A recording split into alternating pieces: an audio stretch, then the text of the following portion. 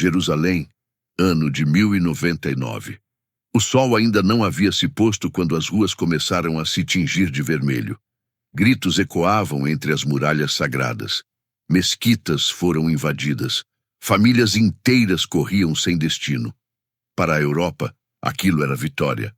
Para o mundo islâmico, era trauma. Mas essa não é a história que você aprendeu. Esta não é a versão dos cavaleiros heróicos marchando sob a cruz. Hoje, você vai ouvir a história pelo outro lado da espada. Você vai entender como o mundo muçulmano enxergou a chegada dos Frange, como a queda de Jerusalém se tornou uma ferida aberta por quase um século, e como dessa humilhação nasceu uma resposta que mudaria o equilíbrio do poder no Oriente.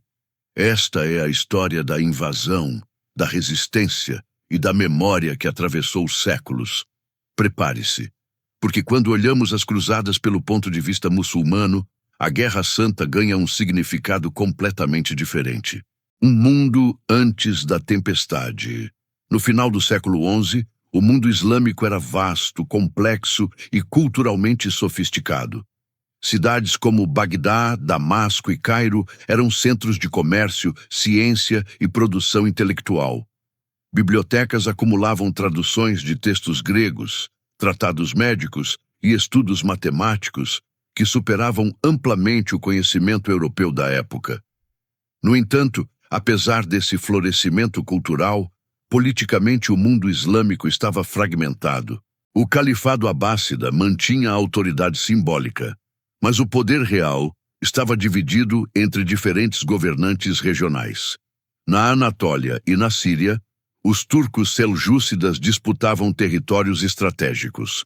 No Egito, o califado fatímida, de orientação xiita, competia com os sunitas pelo prestígio religioso.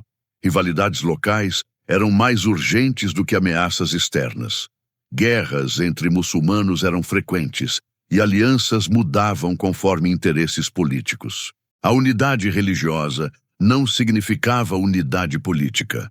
Quando os primeiros rumores sobre exércitos vindos da Europa começaram a circular, muitos governantes não interpretaram aquilo como uma ameaça civilizacional. Invasões estrangeiras já haviam ocorrido antes. Bizantinos, mongóis e outros povos haviam cruzado fronteiras ao longo da história. Para muitos líderes locais, os cruzados eram apenas mais um grupo armado em busca de território. Esse erro de avaliação inicial seria decisivo. A falta de coordenação entre os governantes muçulmanos permitiria que os cruzados estabelecessem bases sólidas na região. O mundo islâmico, embora culturalmente forte, estava politicamente vulnerável. A chegada dos Frange, quando os exércitos da primeira cruzada atravessaram a Anatólia. Os cronistas muçulmanos passaram a chamá-los de Frange, francos. O termo não distinguia nacionalidades. Para o Oriente, todos eram simplesmente europeus cristãos. Seus costumes chamavam atenção. Eram vistos como guerreiros agressivos, pouco refinados e movidos por fervor religioso intenso. Relatos árabes descrevem os cruzados como homens de hábitos estranhos, alimentação diferente e práticas militares brutais. A diferença cultural era evidente.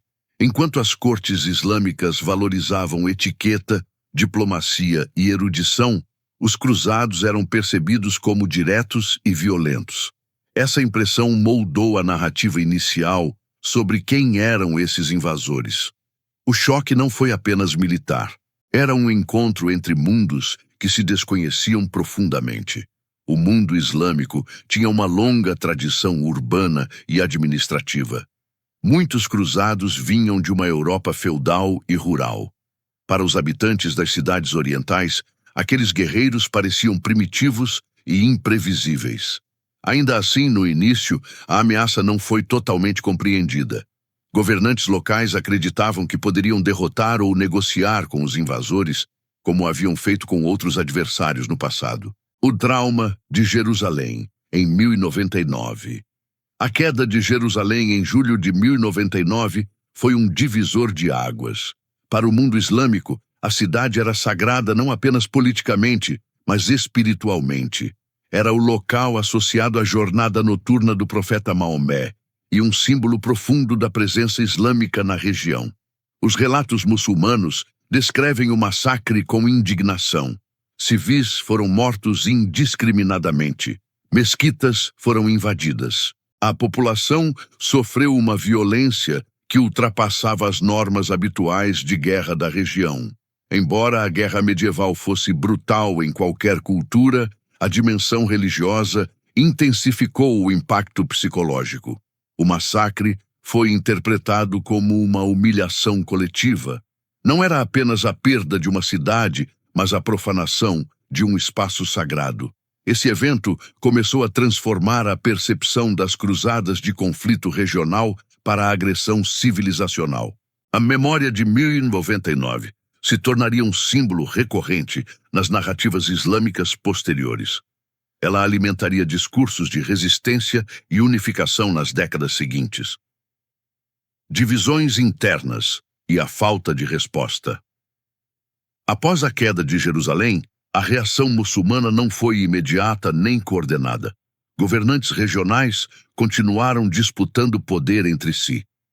Algumas lideranças preferiam enfraquecer rivais locais a confrontar diretamente os cruzados. Essa fragmentação foi uma das maiores fraquezas do mundo islâmico naquele momento.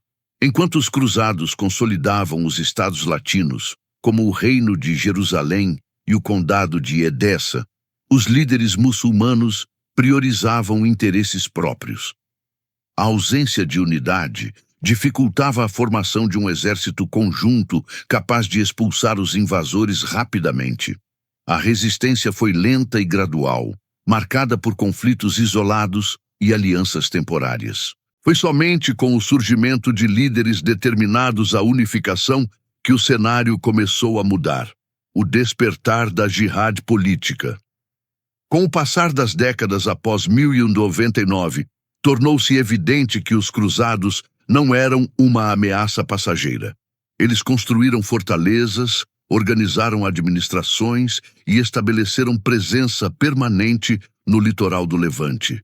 Para muitos estudiosos e líderes religiosos muçulmanos, isso representava não apenas ocupação territorial, mas uma afronta contínua à dignidade islâmica. A retórica religiosa começou a ganhar novo significado político. O conceito de jihad, que possuía múltiplas interpretações espirituais e defensivas dentro da tradição islâmica, passou a ser mobilizado como ferramenta de unificação. Pregadores começaram a defender que a resistência aos cruzados era uma obrigação coletiva. Não se tratava apenas de reconquistar terra, mas de restaurar a honra e proteger a fé. Essa mudança foi gradual, construída por discursos, sermões e tratados religiosos. A transformação não aconteceu de maneira imediata ou uniforme.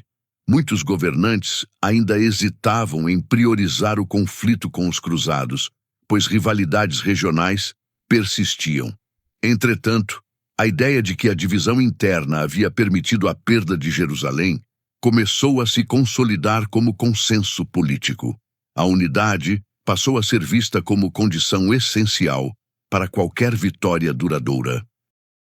Foi nesse ambiente que surgiram líderes determinados a reorganizar o mundo islâmico sob um propósito comum. A guerra deixava de ser apenas uma série de batalhas isoladas e começava a se tornar um projeto político-religioso de longo prazo. Nur ad-Din e a construção da resistência. Nur ad-Din, governante da Síria no século XII, foi uma das primeiras figuras a compreender plenamente a dimensão do desafio cruzado. Ele não era apenas um comandante militar, mas também um reformador religioso e político. Sob sua liderança, a ideia de unidade islâmica ganhou força concreta. Ele incentivou a construção de madraças, fortaleceu instituições religiosas e promoveu a moralização administrativa. Sua estratégia não se limitava ao campo de batalha.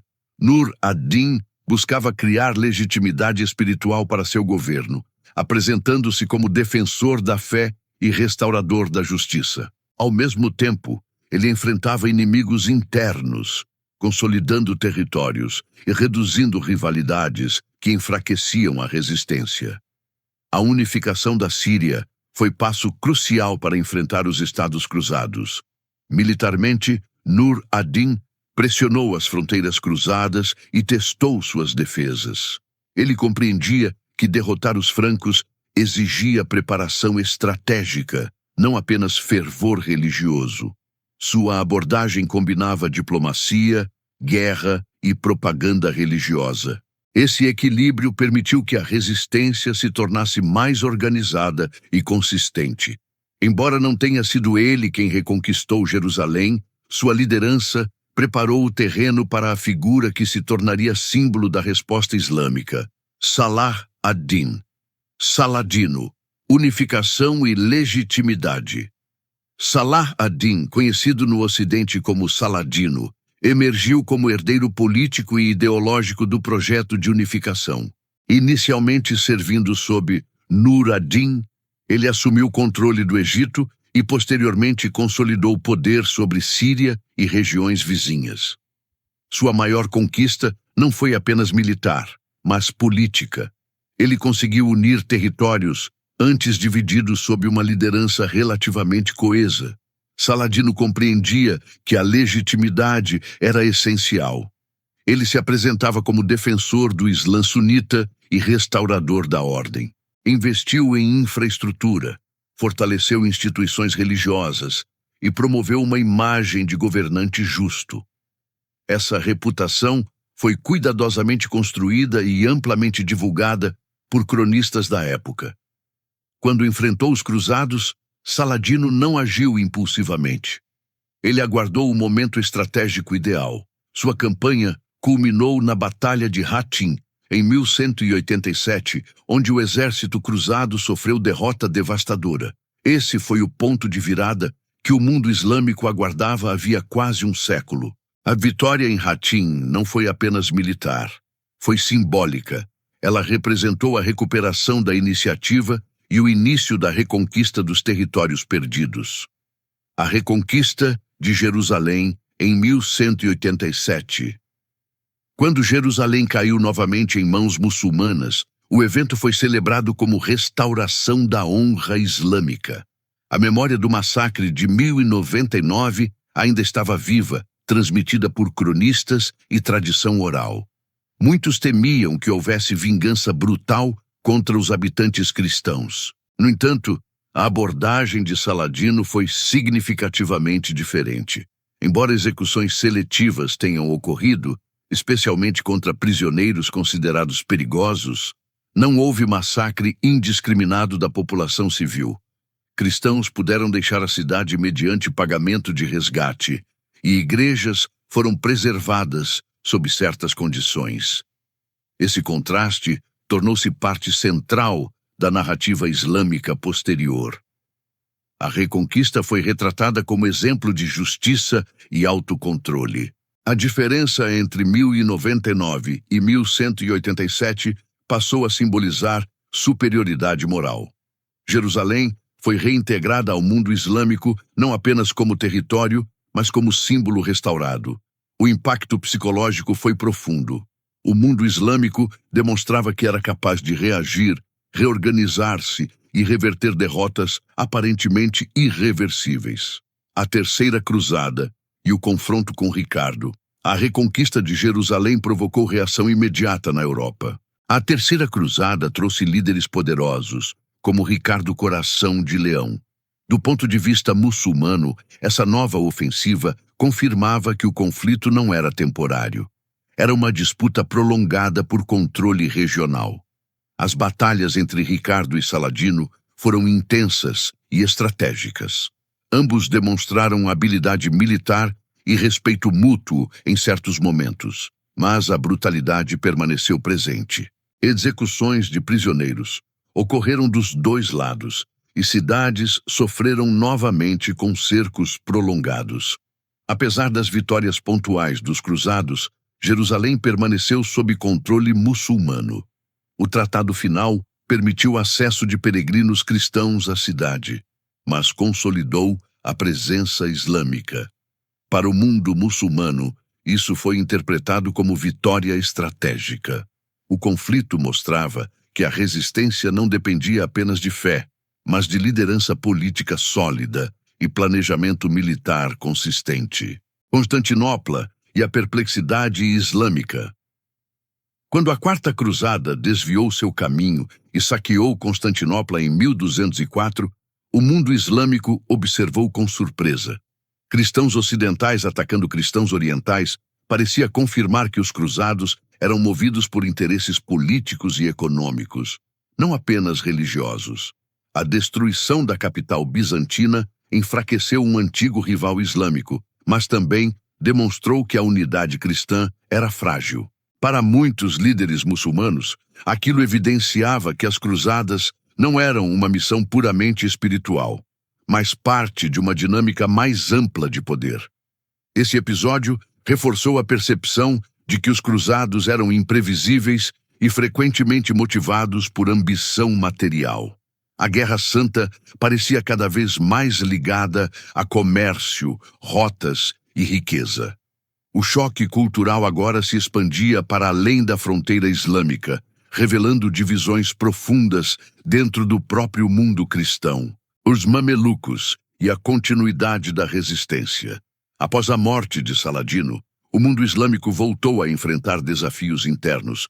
Seus territórios foram divididos entre herdeiros e dinastias rivais, o que enfraqueceu temporariamente a unidade conquistada. Ainda assim, a ideia de resistência contra os cruzados já estava consolidada como princípio político. A luta não dependia mais de um único líder carismático. No Egito, surgiu uma nova força militar, os mamelucos, originalmente escravos soldados, treinados para servir governantes. Eles ascenderam ao poder e estabeleceram um regime altamente militarizado. Diferentemente de líderes anteriores, os mamelucos estruturaram o combate aos cruzados como prioridade estratégica permanente. A guerra tornou-se política de Estado. Sob comando mameluco, fortalezas cruzadas passaram a ser sistematicamente atacadas. Cidades costeiras foram reconquistadas uma a uma. A resistência deixou de ser reativa e passou a ser ofensiva. Os mamelucos buscavam eliminar completamente a presença latina no Levante. Esse período demonstrou que o mundo islâmico havia aprendido com o passado. A fragmentação que permitira o avanço inicial dos cruzados não seria repetida com a mesma intensidade. A guerra tornava-se mais calculada e menos improvisada.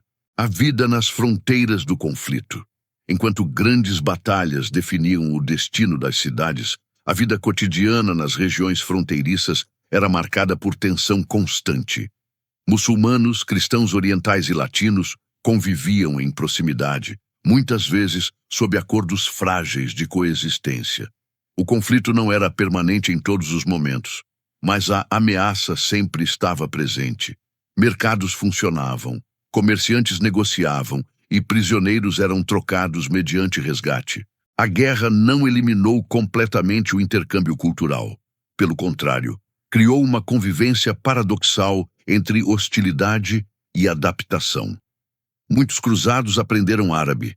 Muçulmanos estudaram estratégias militares europeias. No entanto, essa convivência era desigual. As regiões sob domínio cruzado impunham impostos diferenciados e restrições religiosas. Sob domínio muçulmano, cristãos também pagavam tributos específicos. A fronteira era tanto cultural quanto política. Do ponto de vista islâmico, essa presença estrangeira permanente reforçava a sensação de ocupação. Mesmo em tempos de relativa paz, o objetivo final permanecia a expulsão completa dos invasores. A queda de Acre e o fim da presença cruzada. Em 1291, a cidade de Acre, último grande bastião cruzado na Terra Santa, foi cercada pelas forças mamelucas. O cerco foi intenso e brutal. Após semanas de combate, as defesas ruíram e a cidade caiu. Muitos combatentes morreram lutando. Civis tentaram escapar pelo mar em meio ao caos. Para o mundo islâmico, a queda de Acre representava o encerramento de quase 2 séculos de conflito direto. A presença territorial cruzada no Levante chegava ao fim. Fortalezas foram destruídas para impedir futuras ocupações e o litoral voltou ao controle muçulmano. A vitória foi celebrada como conclusão de uma longa jornada iniciada em 1099. A memória do massacre de Jerusalém agora era equilibrada pela recuperação definitiva do território. O ciclo parecia fechado. No entanto, a lembrança das cruzadas não desapareceria. O conflito deixara marcas profundas na memória histórica coletiva. Memória e narrativa histórica. Após o fim das cruzadas, cronistas muçulmanos registraram os acontecimentos como episódios de invasão estrangeira enfrentados com perseverança e fé. A narrativa enfatizava a resistência, a liderança de figuras como Nur ad-Din e Saladino e a justiça restaurada com a expulsão final dos cruzados. Durante séculos, porém, as cruzadas não ocuparam o centro absoluto da identidade islâmica. Outros eventos, invasões mongóis, transformações dinásticas e conflitos internos, também moldaram a história da região. As cruzadas eram lembradas, mas não dominavam completamente o discurso político. Foi apenas em períodos posteriores, especialmente durante o colonialismo europeu, nos séculos XIX e XX, que a memória das cruzadas ganhou nova força simbólica. Elas passaram a ser reinterpretadas como antecedente histórico da intervenção ocidental no Oriente Médio. Assim, o passado medieval foi ressignificado à luz de experiências modernas. A narrativa de invasão e resistência tornou-se elemento político contemporâneo. O legado duradouro do choque cultural. Do ponto de vista muçulmano, as cruzadas foram invasões que exploraram divisões internas, causaram traumas profundos e provocaram mobilização política e religiosa duradoura.